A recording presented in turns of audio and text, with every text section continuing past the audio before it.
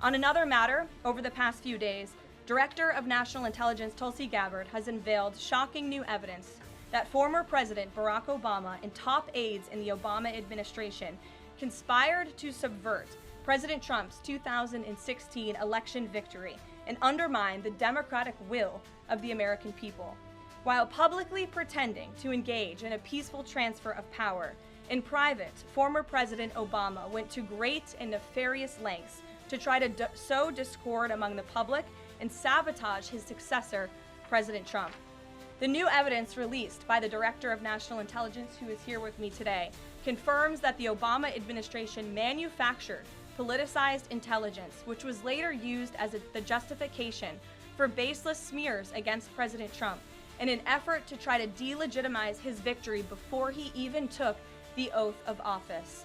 The truth is that President Trump never had anything to do with Russia, and the Russia collusion hoax was a massive fraud perpetuated on the American people from the very beginning.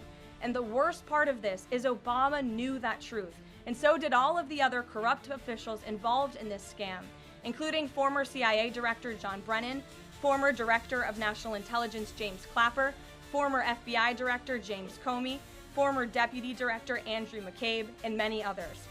Director of National Intelligence Gabbard's report further confirms what we already knew. There was no collusion, no corruption, except on the part of Barack Obama and the weaponized intelligence agencies at the time.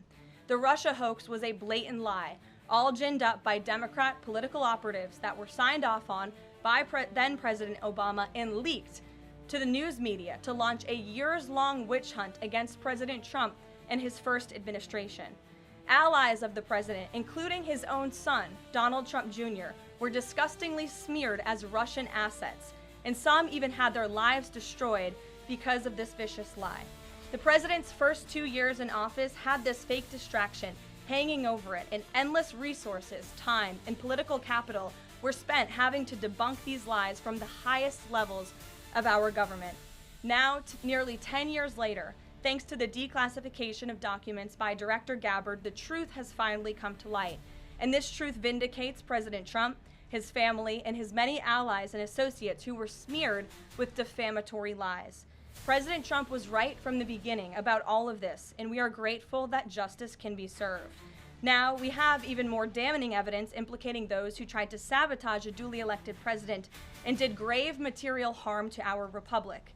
Thanks to additional important work done by CIA Director Ratcliffe, Committee Chairman Rick Crawford over the past few months, a newly declassified 2020 report prepared by the House Permanent Select Committee on Intelligence, which DNI Director Gabbard has declassified, found that the intel community did not have any direct information that Russian President Vladimir Putin wanted to help elect President Trump in 2016, and in fact, Russia was actively preparing for a Hillary Clinton victory.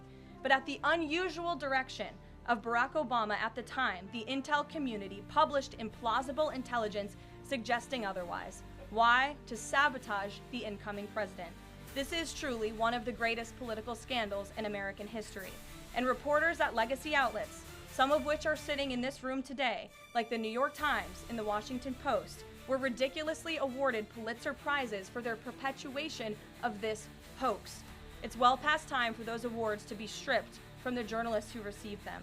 It is not journalism to propagate political disinformation in service of the Democrat Party and those in the intelligence community who hand over out of context and fake intelligence to push a false political narrative.